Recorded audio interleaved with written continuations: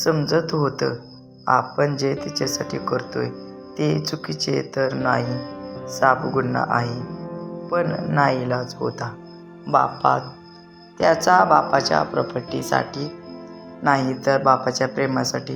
बापाने आज पहिल्यांदाच काहीतरी मागितलं होतं आणि तेही स्वतःच्या फायद्यासाठी नाही तर एका बापाने आपल्या मोठ्या मुलाच्या सुखासाठी छोट्या मुलाकडे मागितलेली भीक होती ती.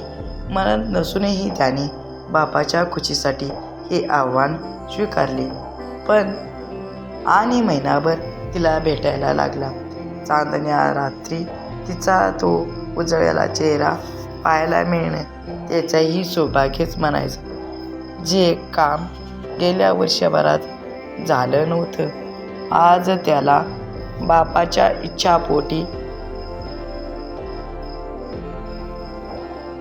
सुख मिळत होतं. नव्याने ती त्याला कळत होती. तीही आपल्यात गुंतत चाललेली आहे हे त्याला जाणवत होतं आणि परत आपली चूक लक्षात येत होती. मग कित्येक वेळा मनात तिला घेऊन पळून जायचाही निर्णय होत होता. पण परत आपल्या त्या लाचार बापाचा चेहरा आठवून मनातले विचार क्षणात झटकायचा ठरलं. मग त्याने या महिनाभराच्या भेटीत तिला आपलं खूप प्रेम द्यायचं, इतकं की तिला कधी परत याची कमतरता भासणारच नाही. आणि तिच्या प्रेमासाठी क्षणाक्षणासाठी मरणारा तो आपलं प्रेम भरभरून तिला द्यायला लागला. आणि तीही वेळी नुसतंच प्रेम न घेता त्यावर रिटर्न गिफ्ट म्हणून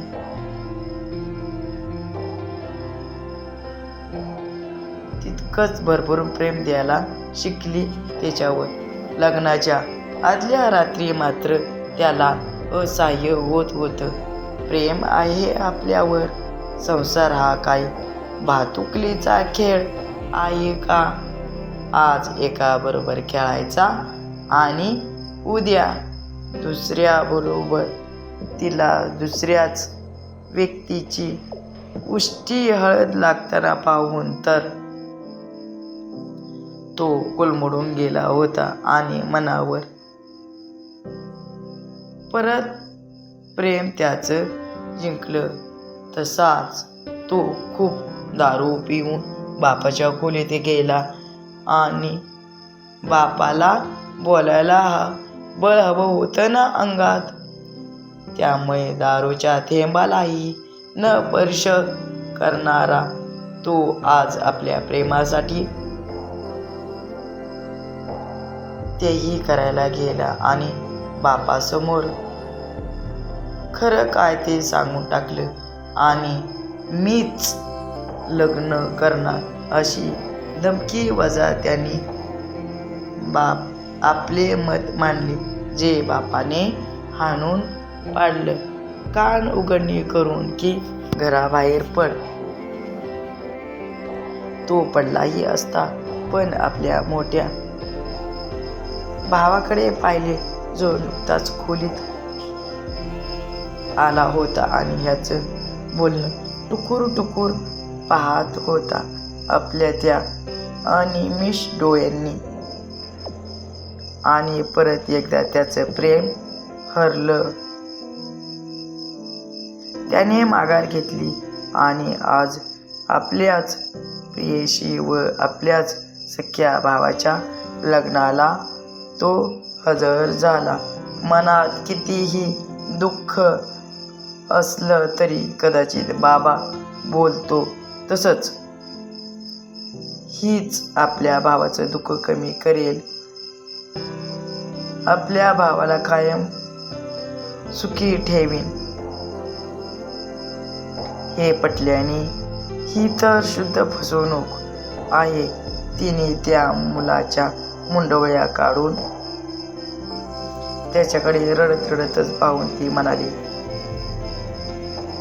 बाबा, आई, पाहुणे ही या सगळ्या प्रकाराने अचंबित होते.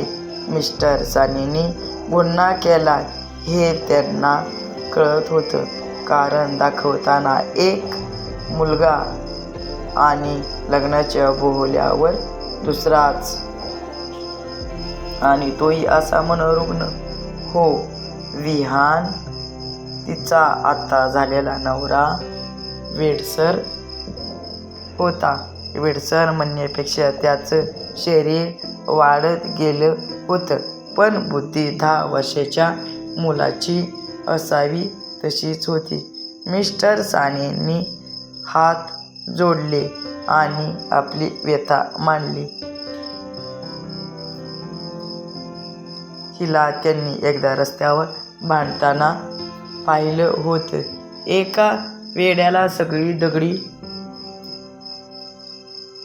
हाणत होते, तो तेथून जावा म्हणून, पण तेव्हा तिने त्याला वाचवलं होतं व त्या लोकांची खरडपट्टी काढली होती, हे बोलून की तो वेडसर असला तरी तो एक माणूस आहे. त्याला प्रेम मिळालं की तोही शहाणा होईलच. माणसाने माणसाकडे प्रेमाने बघावं असं बरंच काही ती बोलली होती. आणि तेव्हा सिग्नलवर उभी असलेल्या गाडीतून मिस्टर सानीनं हीच आपल्या विहानला बरं करू शकेल असं वाटून गेलं होतं, पण ती सहज अशी